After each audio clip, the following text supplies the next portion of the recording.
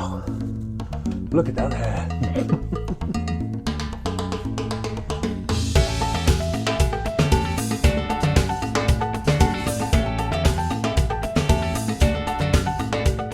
Hello. It's been a week for you, or something like that. But for me, it's been a few hours. I recorded the end of the last video at like 7 a.m. this morning, and it is now 5, almost 6. I've had my hair transplant. Looks delicious, doesn't it? Looks really, really fun. The procedure itself, aside from having to lie still for 5 to 6 hours, pretty easy. I watched The Matrix, the first one, and YouTube videos from Rewilding Jude, who I would recommend. Just kind of lay there and waited for it to be over. The first minute was really painful because I don't know why, but they start the procedure before the local anesthesia sets in. So you get to feel like what it would be like if you were to do it for 6 hours with no painkillers. I wouldn't recommend it. The first thing they do is they shave the back of your head, which this hair, any trans person can probably relate to, is a source of a lot of thought and a lot of years of experimentation and work. And I have now had to shave large part of the back of my head. Not sure how I feel about that, but that's what you got to do.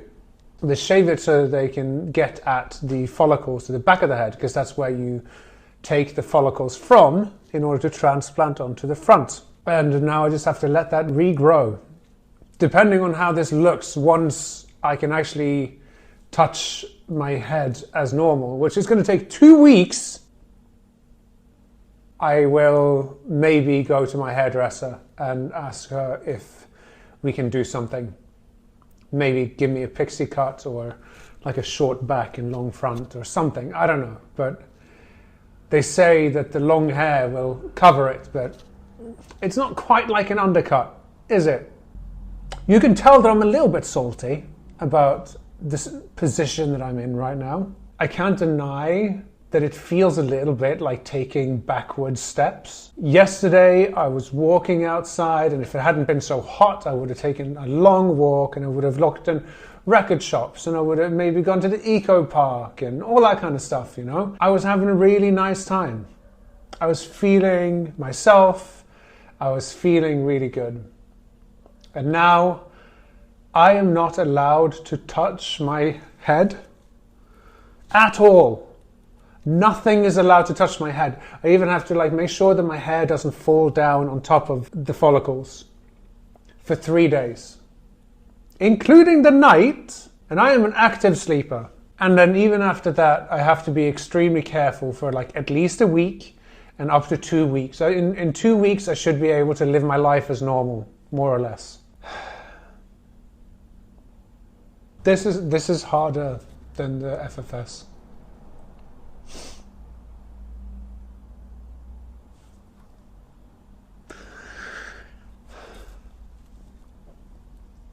Wow, okay. Okay.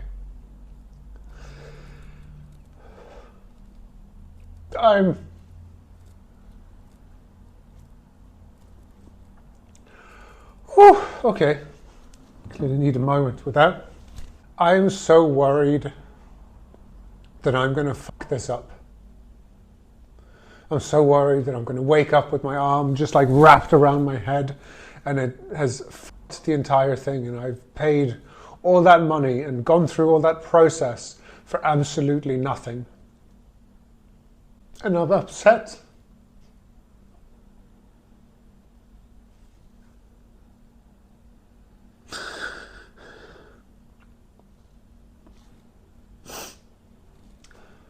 I'm upset that the final week in Buenos Aires is going to go back to where I was in my first week. I won't get to explore as much as I thought, or buy presents for my friends.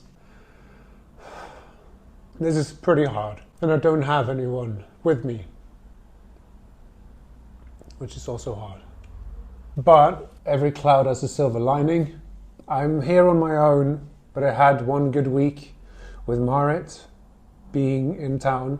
More important than having support is having the right people around you. And at the moment, the right person is myself. And I think I'm probably just very overwhelmed right now. I'm coming down off the sedation and the local anesthesia, and just like the first night after my surgery, everything's just a little bit much, and I don't want to hide that. I want to be honest about that. And I didn't expect to have this reaction right now, and it just kind of came, and I don't want to hide that because I think it's good to be truthful, because I'm making this video as much for the people who've helped me get to this point as I am making it for other trans people who are considering going through the same procedures as I am. And I think it's good to be prepared, because if you know that this is coming, then it's not going to hit you as hard. And I think now that I've let it out and I've processed it a little bit, I think I am going to be okay. You don't need to worry about me. And obviously you're not going to have to worry about me, because the next thing you'll see is me in like a day or two, and I'll probably be like, yay, I'm fine. What was I worried about? Future Huld can shut the fuck up, because this is actually quite hard. So, I guess I'll stop it there. I'm just going to watch Rewilding Jude, and I'll watch a movie or two and take my antibiotics again every 6 hours. And then I'll see you when I see you. I love you. I appreciate you. Thank you so much for your support. Thank you for watching my videos. Thank you for being lovely. I'll see you next time. Why do I do that? Next time is in 2 seconds for you. Cue the f***ing title card, I guess.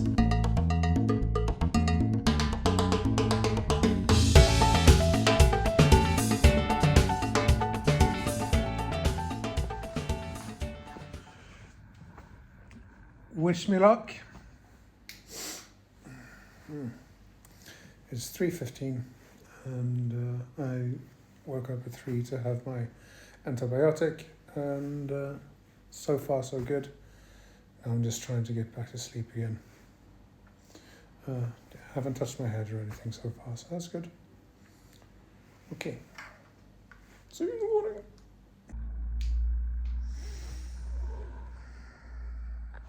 $5:15. I guess not.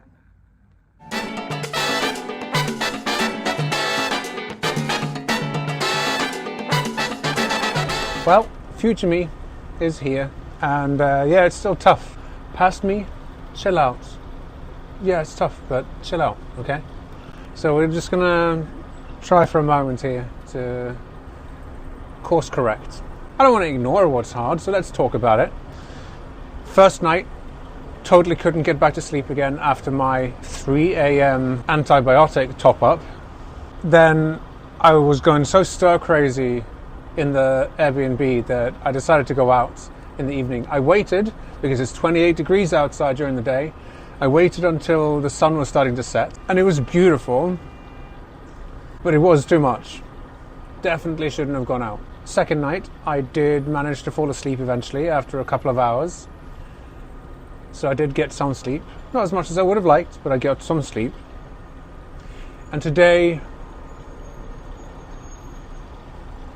going a bit stir crazy.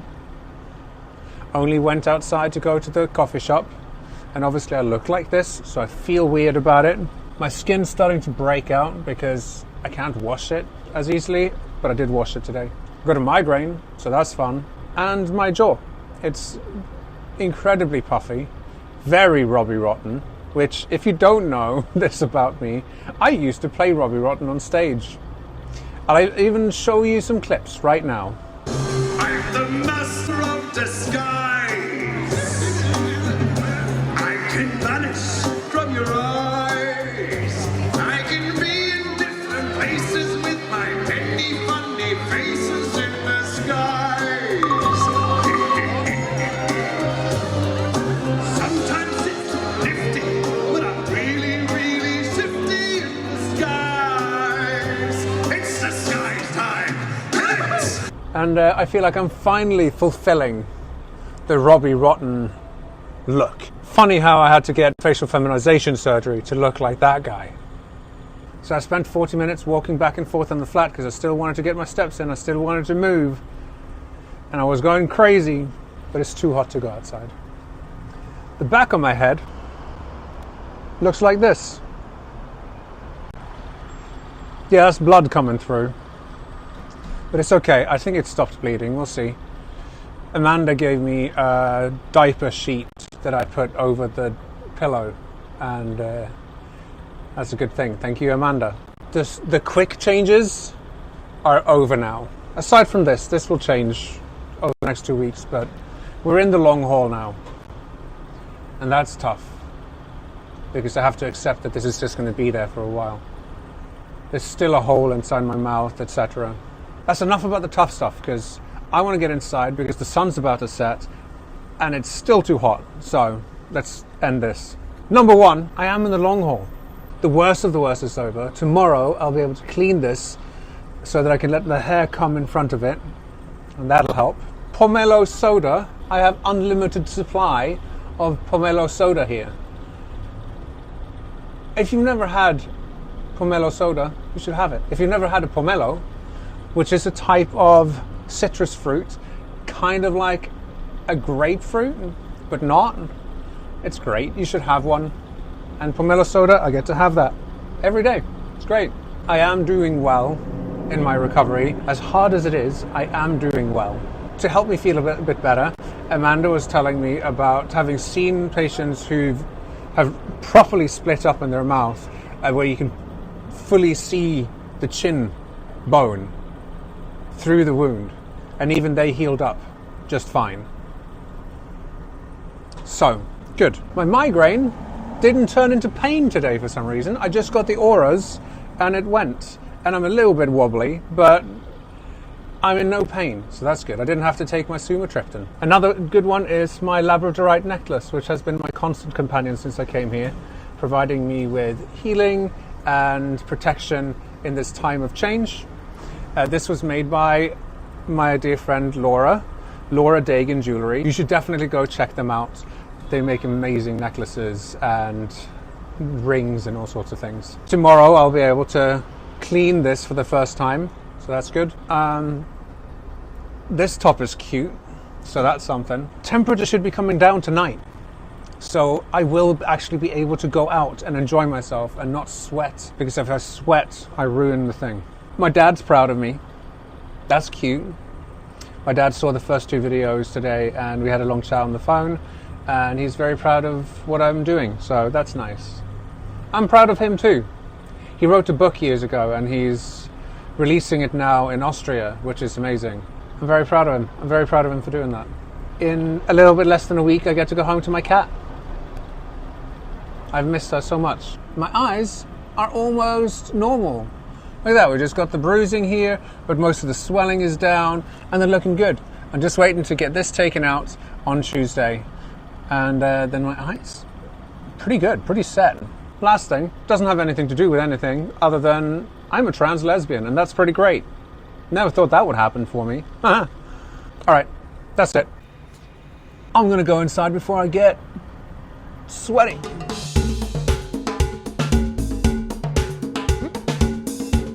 Okay, it's time to clean this. Let's give it a go. I'm gonna wash my hands first. Tra-la-la. My mug of hot water for rinsing my damp, old school shaving foam thing. I'm going to take a few drops of neutral shampoo, and we're just going to froth up. And then, now comes the real thing.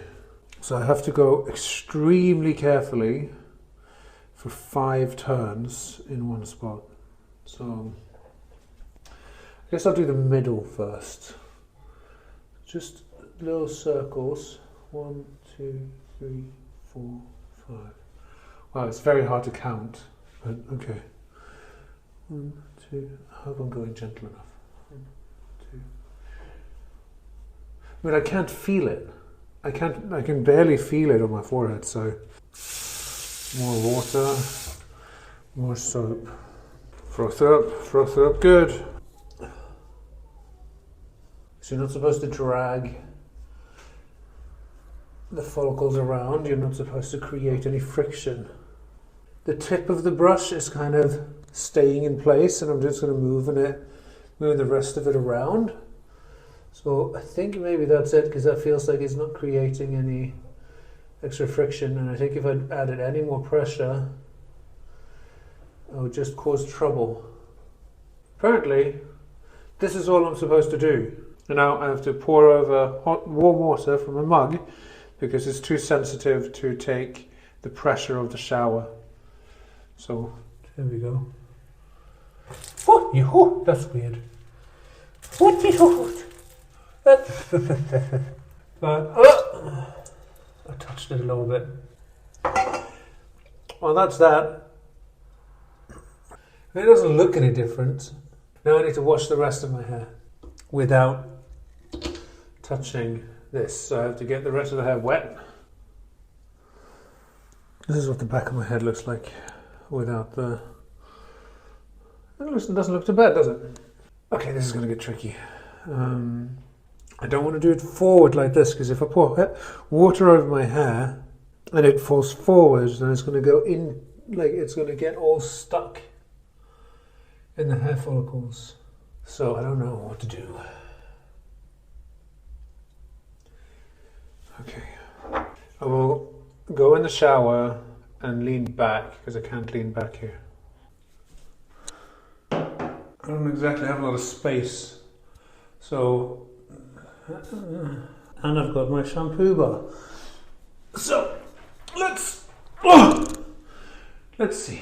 Okay, God. Okay, one load. And now from the other side. I appreciate the B-Day, but I wish there was a little bit more space back here. Okay. It is wet. My instructions say to wash the donor site at the back of my head in the same way that I wash the transplant site. But there's nothing new that needs to grow out of it. There's no follicles that need to like bed in. It just needs to regrow and be clean. So, there's a couple of sore bits back there. Can I rinse over the sink? I don't think I can. Come on. Just work with me. That's a weird angle, but here we go. Bottoms up. Just gotta do that. Oh! Well, that didn't work. I'm just gonna keep the phone there.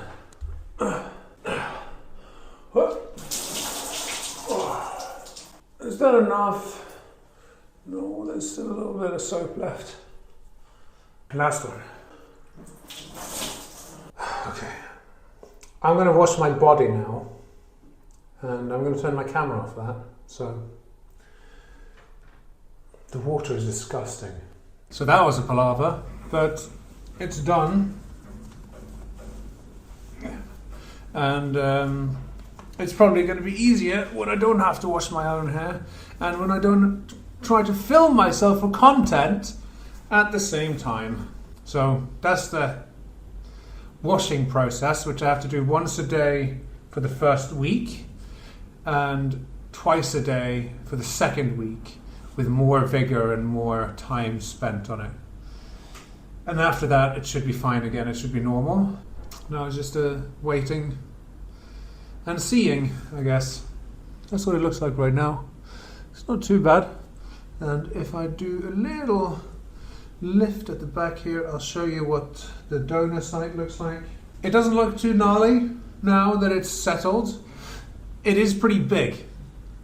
And that's a good thing, because obviously the bigger of a space you take the hair from onto a smaller space, obviously the more you can get here without thinning out the back too much, which is important even if my hair is thicker and I have more hair follicles at the back of my head than at the front.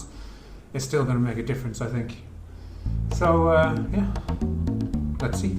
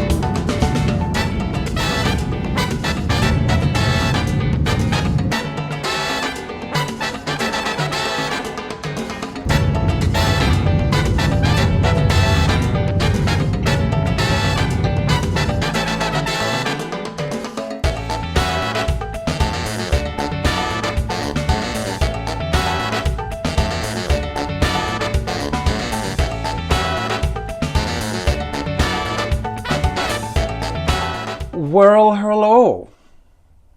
I'm home. It's Thursday. I came home yesterday and I've just been having a nice time. The trip was pretty uncomfortable. When you have a baseline level of physical discomfort, every inconvenience and everything that is like normally uncomfortable and annoying becomes more so. I bought a very nice bottle of wine and a very nice bottle of Patron tequila at the duty free in Buenos Aires, and because I'm a little bit silly, I noticed that they didn't put them in one of those security bags, and also I didn't keep the receipt.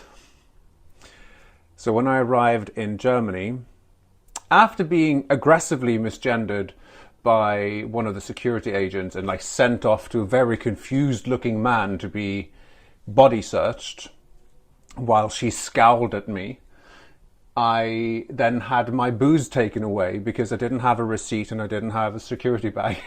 And it made me so upset I had to go and sit down and cry for a bit. But aside from that, the travel was mostly just boring and uncomfortable. I would definitely recommend, if you have long travel while you're still healing, to bring anti-inflammatories on the plane and take them immediately after you've had your dinner, because I basically couldn't move because the old lady next to me was sleeping till basically breakfast. I couldn't go and like ask for a roll to have my anti-inflammatories later. So I was sat there with my chin just like so uncomfortable for several hours, and I didn't sleep much.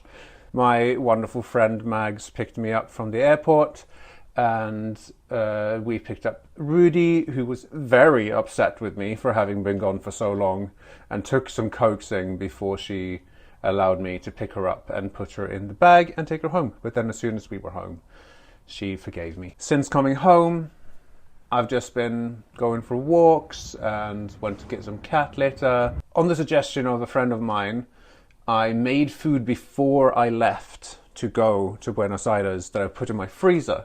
So all I had to do was cook some rice, and then I had a nice curry with rice that was all made and it had lots of vegetables in it, and it was a very nice way to like get back home again. So definitely recommend doing that, like batch cook and put something in the freezer for when you come home. I'm just going to give a quick update on where I am with my healing.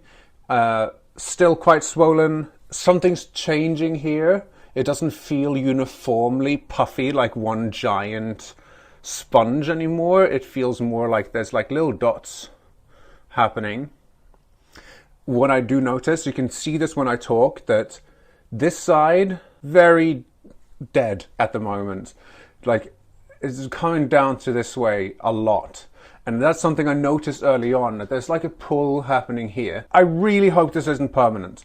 I don't remember the name of the actor, but that guy from Anchorman, not really gender goals for me. This eyebrow, my left eyebrow, has sensation now, so I can feel my finger running over. This one still doesn't. Well, something's happening, but it's still definitely not the same. Generally speaking, with mouth movement, it's still hard to really like smile, but I've kind of learned to do a closed mouth smile that looks kind of normal, even though it's not my smile. In terms of my hair, it's looking pretty alright. It's not bad. I wear it like this now. It's just easier. I've cut off the bottom here, and I've bought a set of hair clippers so I can just trim that bit. And eventually, once I can actually go and get my hair cut, I will go and like get this looking intentional, because right now my hair just looks kind of terrible. I'm not a big fan. This is very not gender, and I'm considering very seriously just like buzzing it. I trying not to, but it's getting closer. And that's another piece of advice I would give when it comes to hair transplants. Either save up your hair so it's very long, so that it can go at least past your hairline at the back. Because my hair wasn't long enough, so when they left that little curtain at the bottom for the top of the hair to like meet, it didn't really do the job. And because my hair is quite thin, when I do let it hang down, it just looks terrible. I just look... So for me, at the moment, honestly, probably the advice I would give is get a nice short haircut that you like a pixie cut or something like that that feels good for you. Short haircuts have been dicey for me. I've cut my hair short a few times in the past years, and sometimes I've been okay with it, but I always end up wanting to save it back up. Hopefully with this healing, I'll be able to have short hair again, because I think it would feel nice to be able to have short hair and still be read as feminine of center, or just be assumed to be sort of a butch lesbian instead of guy. But this, not the vibe. So my recommendation would be either save it up really long or cut it short in a cute way, so that when you have this happening, you can either hide it or it will grow in quickly and you can work with it.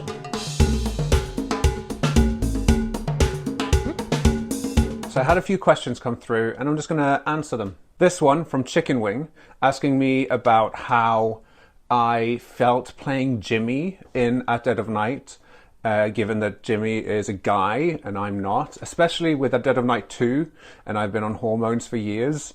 You know, how did that affect it? And it's interesting because when I played Jimmy in the first game, I was already transitioning. I had already transitioned socially at that point. But that being said, it was different because for the second game, I actually am wearing a binder. I've grown physically in many ways since the first game, but the most obvious way is that I've grown titties. And obviously Jimmy doesn't have titties. So I wore a binder. So that's a fun little fact. And the second part of that question was, if I were to play Simon in Contradiction again, what would happen with that? And I've said for a long time that Simon transitioned after the first game. Because Simon is a much less sort of specific type of character, Simon could absolutely transition. So I've renamed Simon to Sim in my head and would transition and be like a binary trans woman, but she would still be the inveterate kind of capitalist dickhead, because not all trans women are, you know, anarchists and communists. Many of us are. Sim would probably be pushing NFTs really heavily while pretending that actually NFTs are really progressive and that it's actually going to be really good for social change. And then when AI comes in, she would be one of those people being like, actually, it's really ableist to be against AI for art making. That's Sim. Pro Broski Gamer asked me, does it feel like for me personally being trans in the world today? And day to day, it's fine. Being trans and, well, understanding myself as trans has been like the most wonderful thing. And it's opened me up to so many connections to people I would never have met, probably, if it wasn't for the fact that I live my life so openly as a trans person. Generally, it's pretty scary, you know? We have our turf in chief living right here in my hometown and doing her very best to make lives miserable for trans people. So that's not fun. People are pushing for legislation to make our lives measurably worse and to make it measurably harder to live as and be trans, and that has made it measurably more dangerous to be out and trans. But I have to say, I still would never regret the decisions that I've made in terms of making the decision to transition socially, to transition medically, etc. If you have any other questions specifically about surgery and aftercare and decision making in that front, do let me know. I'd be very happy to do like a full Q&A video if I get loads of questions to answer. The next video is probably going to be a little while because there's not much to do right now except for wait. I have another week and a bit of taking care of the new hair follicles, and then it's just waiting. So maybe a couple of weeks, maybe 4 weeks, I don't know. We'll see how long it takes before I have enough clips to string together like a 30-40 minute video. See you next time. Bye.